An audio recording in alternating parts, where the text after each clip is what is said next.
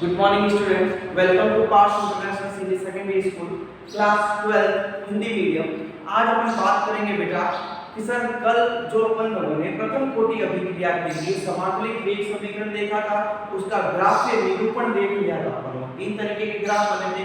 आज अपन इसके अर्ध आयु काल की बात करेंगे। किसकी बात करेंगे बेटा? अपन इसके अर्ध आयु काल की बात करेंगे, क्योंकि अर्ध आयु काल मोस्ट इंपोर्टेंट फॉर्मूला जनरेट होता है, जिससे रिलेटेड कई बार जो है आप लोगों के प्रश्न पूछे जा चुके हैं। कैसे प्रश्न बनेंगे वो आगे बात करेंगे अपन लोग न्यूमेरिकल जब करेंगे, परंतु फॉर्मूला जब तक पता नहीं है तब तक हम कैसे इसके न्यूमेरिकल से रिलेटेड बात कर सकते हैं। तो देखो एक बार मैं फटाफट से आपको रिवाइज करवाता हूं, है ना, इसे समाकलित वेग समीकरण थी क्या और उसका यूज कैसे करेंगे अपन समाकलित वेग समीकरण का, है ना, प्रथम कोटि अभिक्रिया। तो देखो यहां पर आ जाइए मेरे पास। प्रथम कोटि अभिक्रिया के लिए हमने वेग समाकलित समीकरण कुछ इस तरीके से लिखा था कि सर नेचुरल लॉग के लिए आपने क्या कहा कि सर ln ct बराबर ln c0 माइनस kt। ये कहां पे लिखा? तो एक ही बात है ना, पहले मैंने kt को माइनस को पहले लिखा और c0 को बाद में लिखा था प्लस की चीज। अब मैंने प्लस की चीज पहले लिख दी और माइनस की चीज बाद में लिख दी, कोई फर्क नहीं पड़ता। ठीक है सर, एक ही बात है। अब देखो यहां से अपन एक काम करते हैं, इसको मैं काम तो ln c0 होता है ना, वो मैं इधर ले आता हूं। तो देखो ln ct minus ln c0, सही बात है। प्लस की चीज अगर इधर आई तो किसमें हुई? माइनस तो हुई कि नहीं हुई बेटा? बराबर क्या है? माइनस का kt। अब मेरी बात सुनना, अब मैं संपूर्ण अभिक्रिया इसको मैं समीकरण नंबर क्या देता हूं? 1 देता हूं।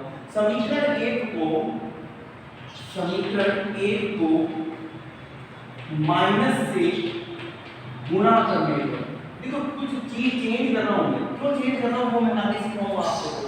गुणा किया तो देखो इसको माइनस से गुणा कीजिए, minus ln ct minus ln c0 बराबर माइनस माइनस का kt।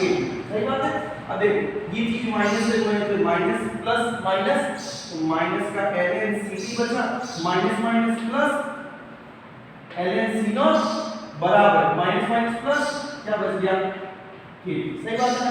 प्लस की चीज को हमेशा पहले लिखा जाता है, तो क्या लिखेंगे? देखो ln c0 minus ln ct बराबर kt। सही है क्या? चलिए अब यहां पे कौन सा कॉन्सेप्ट लगेगा? कल अपन ने बात की थी कि लॉग का कॉन्सेप्ट लगता है कि sir log a minus log b अगर होता है तो क्या होता है? log a बटा b। यही होता है ना, log a minus log b का क्या होता है? log a बटा b होता है। इधर लगा तो log a बटा b, तो देखो क्या आएगा? log c0 बटा ct। c0 क्या है? प्रारंभिक सांद्रता। ct क्या है? अंतिम सांद्रता। क्या है? ठीक है सर, ये नेचुरल लॉग है, ठीक है ना। अब बराबर क्या आ गया? kt। पहला फार्मूला ये बना कि बना पहला फार्मूला। चले अब इसी फार्मूले को अगर 2.30 है log की बेस 10 में बदले तो log की बेस 10 माना क्या होगा? बस log की ln की जगह क्या लगाना? ln की जगह 2.303 log की बेस 10 c0 अपॉन ct बराबर kt। ठीक है ना। ये दोनों जो सूत्र मैंने लिखे हैं बेटा यहाँ पर, ये आप लोगों को जो न्यूमेरिकल प्रश्न है उन न्यूमेरिकल प्रश्न को हल करने में सबसे ज्यादा मदद करेंगे।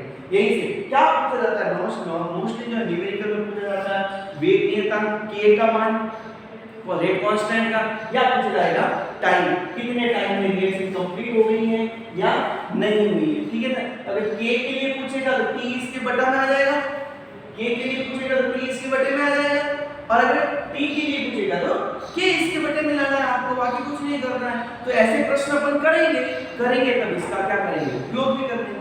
पर सर आज आपने ये क्यों करवाया? आज मैं आप लोगों को इसलिए करवाया क्योंकि इन्हीं फॉर्मूलों की सहायता से मैं आप लोगों को अर्ध आयु काल निकालना सिखाऊंगा। क्या निकालूंगा? चलो तो आपका अपन हेडिंग लगाते हैं प्रथम कोटि अभिक्रिया के लिए, प्रथम कोटि अभिक्रिया के लिए अर्ध आयु काल। अर्ध आयु काल बहुत अच्छी चीज है।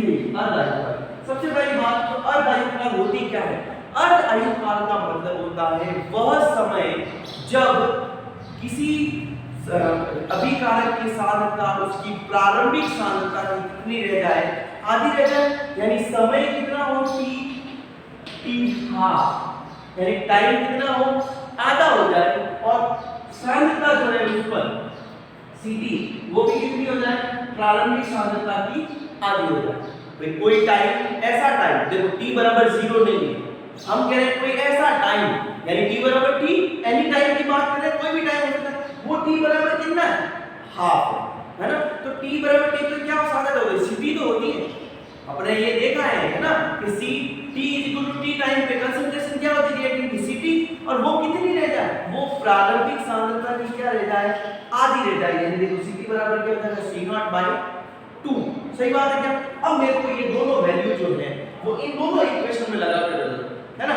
तो देखो यहां से अपन एक काम करते हैं, दोनों जो फार्मूले अपन ने लिखे इन दोनों में ये वैल्यूज लगा दो। पहले मैं लगाता हूं नेचुरल लॉग ln C0/Ct बराबर kT, इस पे लगा दो।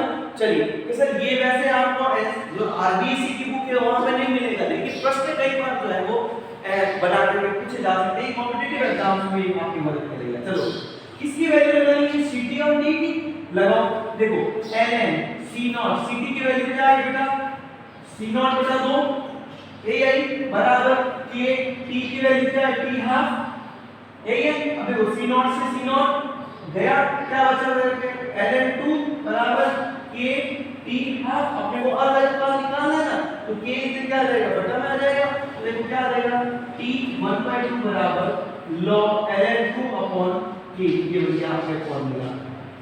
ठीक है सर, ये आपका क्या t half ln2 upon k, natural log के भी आप पे नेचुरल लॉग को आप और क्या लिख सकते हो, t 1/2 log की प्लेस e भी तो लिख सकते हो।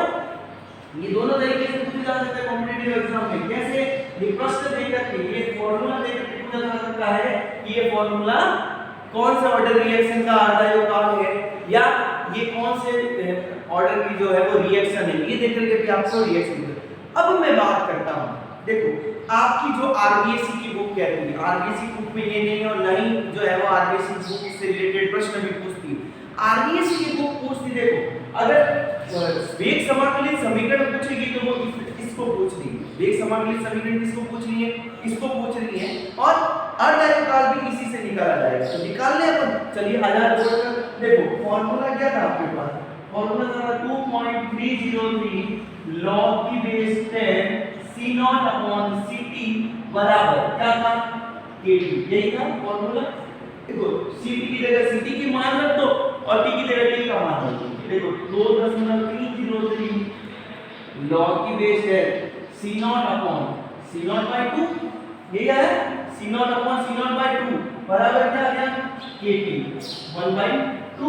अब देखो C0 से C0 गया, C0 से C0 गया क्या है, देखो 2.303 log क्या बचा बेटा, 2 बचा, log की बेस है और 2 बचा, बराबर क्या है k t 1/2।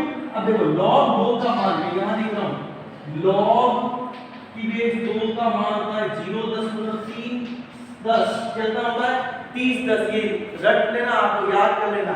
चलिए लगा दो, देखो अपने को क्या चाहिए, अपन यहां से लगा दो 2.303 गुणा क्या है 0.3010 बराबर k t1/2। अपने को अर्धयोगफल चाहिए, k क्या हो जाएगा, पक्षांतरित हो जाएगा। तो देखो k बराबर चलो t अर्धयोगफल बराबर कितना आ जाएगा, देखो 2.303 गुणा 0.3010 बटा में k आ गया। अब इन दोनों का जो गुणा होता है t1/2 बराबर कितना होता है 0.693 डिवाइडेड बाय k। ये आप लोगों का प्रथम कोटि अभिक्रिया के लिए क्या है बेटा, अर्धयोगफल है। प्रथम कोटि अभिक्रिया के लिए क्या है, अर्धयोगफल। और आपकी आरबीएससी की जो बुक्स है बेटा वो ये बताती है, ये आपको अर्धयोगफल निकालना है। ठीक है सर, ये मोस्ट इंपोर्टेंट फार्मूला है, डबल स्टार पॉइंट कर देना इसको, और इसको कॉपी में बहुत अच्छी तरीके से करना। और कब आएगा आपको, जब ये पता होगा तभी तो आएगा।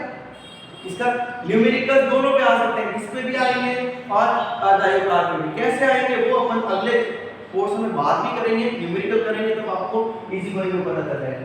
अब यहां से एक पॉइंट आता है सर, जीरो ऑर्डर रिएक्शन के लिए अपन ने यहां एक चीज लिखता हूं, जीरो ऑर्डर रिएक्शन के लिए जो अर्धयोगफल था ना वो प्रारंभिक सांद्रता पर निर्भर कर रहा था, सांद्रता पर निर्भर कर रहा था कि नहीं रहा था, सांद्रता पर निर्भर a अपॉन या c नॉट अपॉन 2k था नहीं था अर्धआयु काल, मतलब सांद्रता पर निर्भर कर रहा था। लेकिन क्या यहाँ पर अर्धआयु काल किसी की सांद्रता है क्या? यहाँ पे अभिकारक की सांद्रता नहीं है, तो यहाँ पर एक पॉइंट लिखता हूं मैं, यहाँ पे लिखूंगा ऊपर की तरफ जाकर।